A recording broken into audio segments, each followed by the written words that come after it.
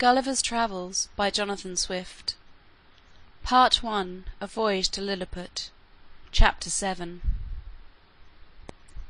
The author, being informed of a design to accuse him of high treason, makes his escape to Blefuscu. His reception there. Before I proceed to give an account of my leaving this kingdom, it may be proper to inform the reader of a private intrigue which had been for 2 months forming against me. I had been hitherto, all my life, a stranger to courts, for which I was unqualified by the meanness of my condition. I had indeed heard and read enough of the dispositions of great princes and ministers, but never expected to have found such terrible effects of them in so remote a country, governed, as I thought, by very different maxims from those in Europe. When I was just preparing to pay my attendance on the Emperor of Blefuscu, a considerable person at court, to whom I had been very serviceable at a time when he lay under the highest displeasure of his imperial majesty, came to my house very privately at night, in a close chair, and, without sending his name, desired admittance. The chairman was dismissed. I put the chair, with his lordship in it, into my coat pocket, and, giving orders to a trusty servant, to say I was indisposed and gone to sleep, I fastened the door of my house, placed the chair on the table, according to my usual custom, and sat down by it.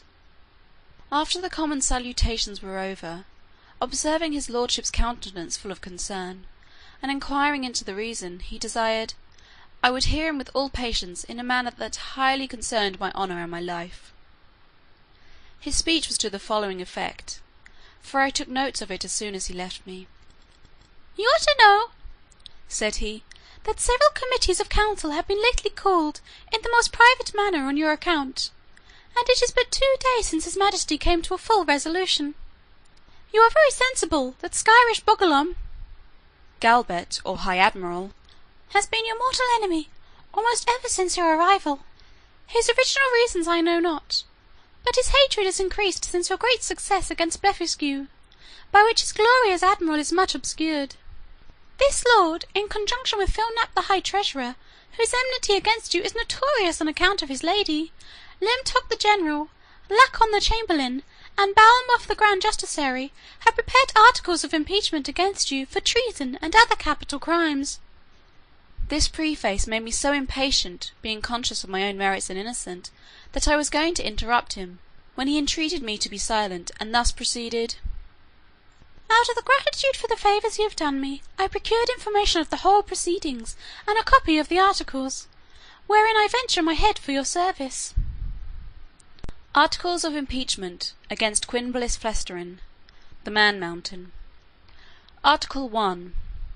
Whereas by a statute made in the reign of his Imperial Majesty Calin Defar Plun, it is enacted that whoever shall make water within the precincts of the royal palace shall be liable to the pains and penalties of high treason.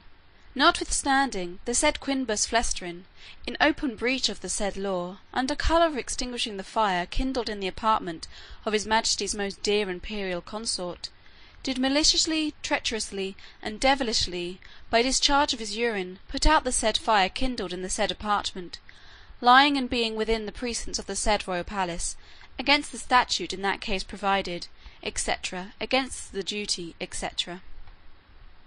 Article 2.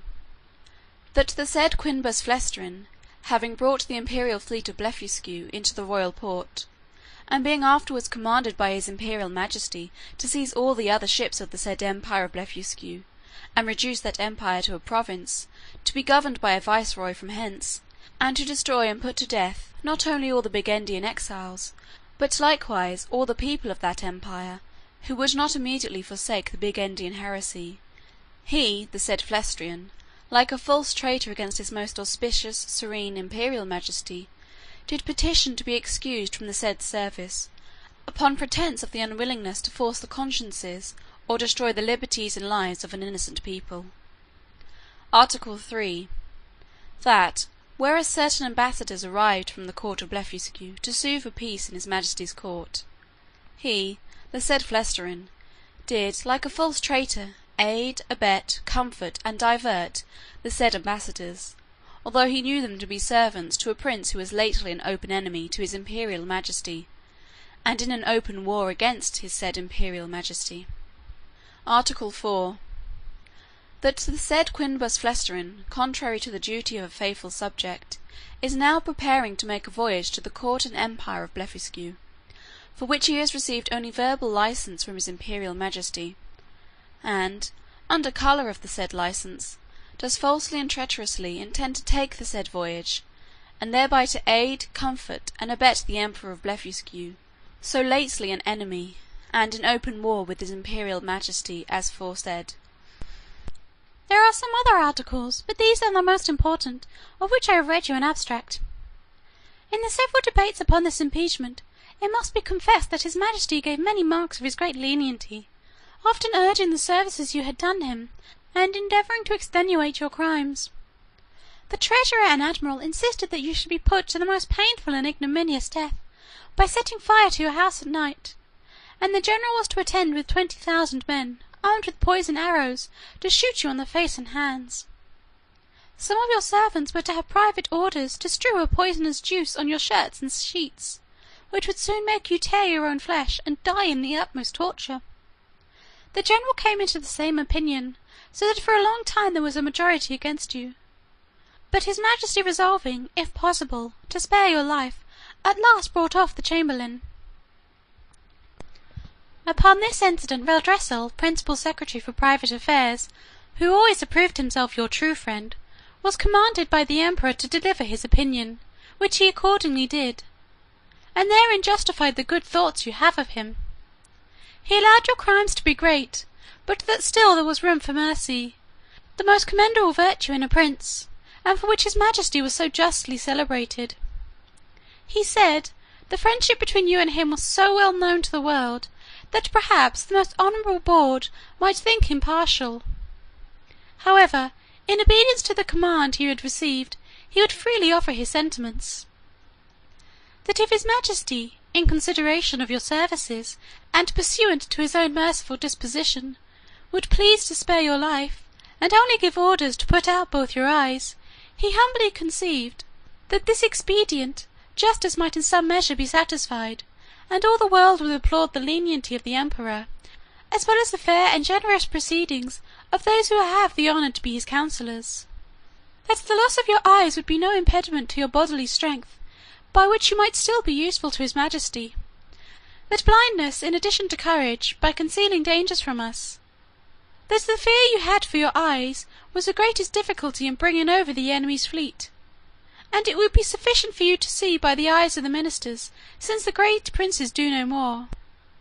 This proposal was received with the utmost disapprobation by the whole board.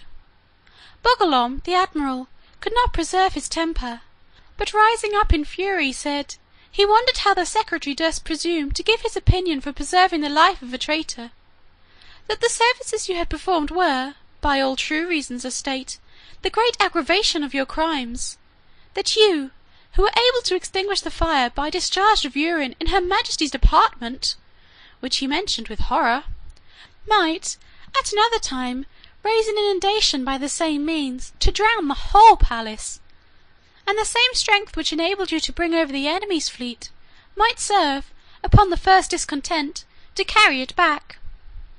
That he had good reasons to think you were a big Indian in your heart, and, as treason begins in the heart, before it appears in overt acts, so he accused you as a traitor on that account, and therefore insisted you should be put to death.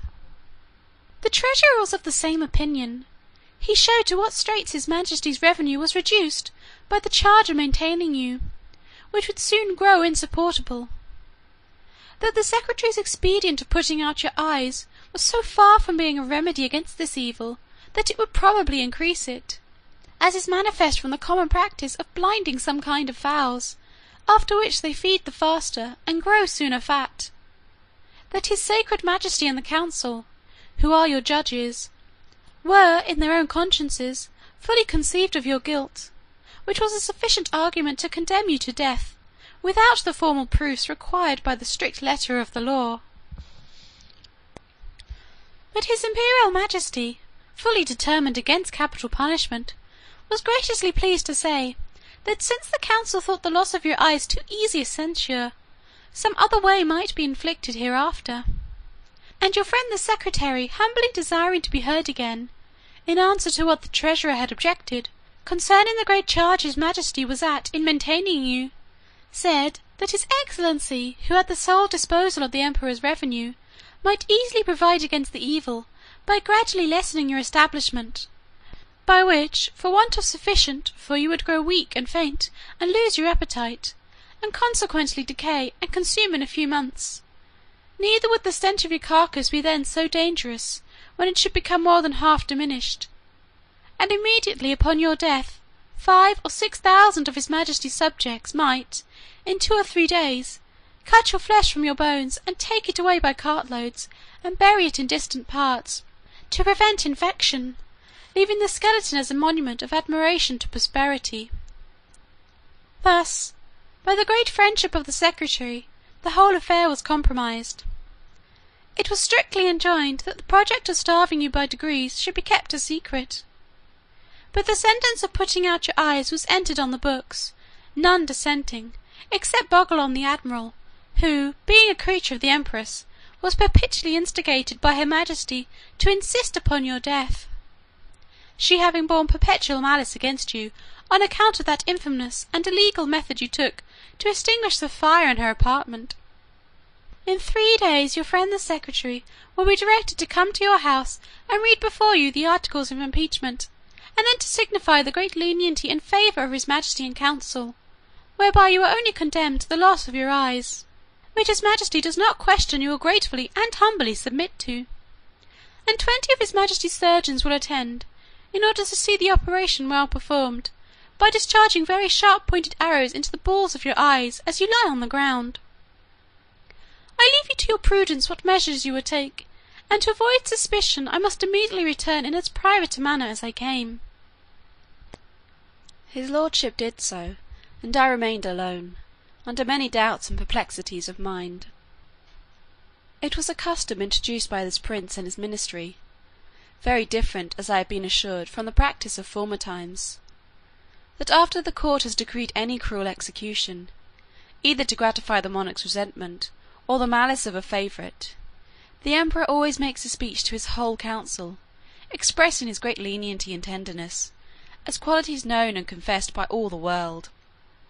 This speech was immediately published throughout the kingdom, nor did anything terrify the people so much as these encomiums on his majesty's mercy, because it was observed that the more these praises were enlarged and insisted on, the more inhuman was the punishment, and the sufferer more innocent.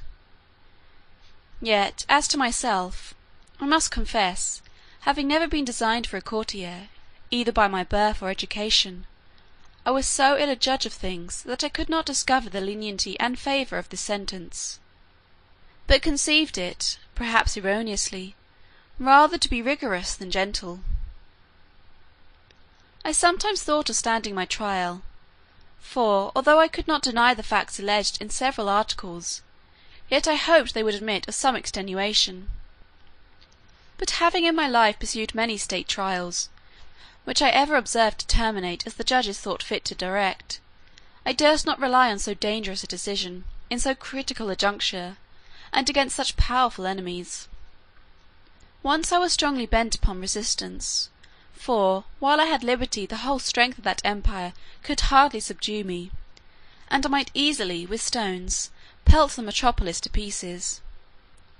But I soon rejected that project with horror, by remembering the oath I had made to the emperor, the favours I had received from him, and the high title of Nardak he had conferred upon me. Neither had I so soon learned the gratitude of courtiers to persuade myself that his majesty's present 70s acquitted me of all past obligations. At last I fixed upon a resolution, for which it is probable I may incur some censure, and not unjustly, for I confess I owe the preserving of mine eyes, and consequently my liberty, to my own great rashness and want of experience. Because, if I had then known the nature of princes and ministers, which I have since observed in many other courts, and their methods of treating criminals less obnoxious than myself, I should, with great alacrity and readiness, have submitted to so easy a punishment. But hurried on by the precipitancy of youth, and having his imperial majesty's license to pay my attendance upon the emperor of Blefuscu, I took this opportunity, before the 3 days were elapsed, to send a letter to my friend the secretary, signifying my resolution of setting out that morning for Blefuscu, pursuant to the leave I had got; and, without waiting for an answer, I went to that side of the island where our fleet lay. I seized a large man of war, tied a cable to the prow, and lifting up the anchors, I stripped myself, put my clothes, together with my coverlet which I carried under my arm, into the vessel, and, drawing it after me, between wading and swimming, arrived at the royal port of Blefuscu, where the people had long expected me. They lent me 2 guides to direct me to the capital city, which is of the same name. I held them in my hands till I came within 200 yards of the gate, and desired them to signify my arrival to one of the secretaries, and let him know I there waited his majesty's command. I had an answer in about an hour, that his majesty, attended by the royal family, and great officers of the court, was coming out to receive me. I advanced 100 yards. The emperor and his train alighted from their horses, the empress and ladies from their coaches, and I did not perceive they were in any fright or concern. I lay on the ground to kiss his majesty's and the empress's hands. I told his majesty, that I was come according to my promise, and with the license of the emperor my master, to have the honour of seeing so mighty a monarch, and to offer him any service in my power, consistent with my duty to my own prince; not mentioning a word of my disgrace, because I had hitherto no regular information about it, and might suppose myself wholly ignorant of any such design. Neither could I reasonably conceive that the emperor would discover the secret, while I was out of his power, wherein however it soon appeared I was deceived. I shall not trouble the reader with the particular account of my reception at this court, which was suitable to the generosity of so great a prince, nor of the difficulties I was in for want of a house and bed, being forced to lie on the ground, wrapped in my coverlet. Chapter 7. Part 1.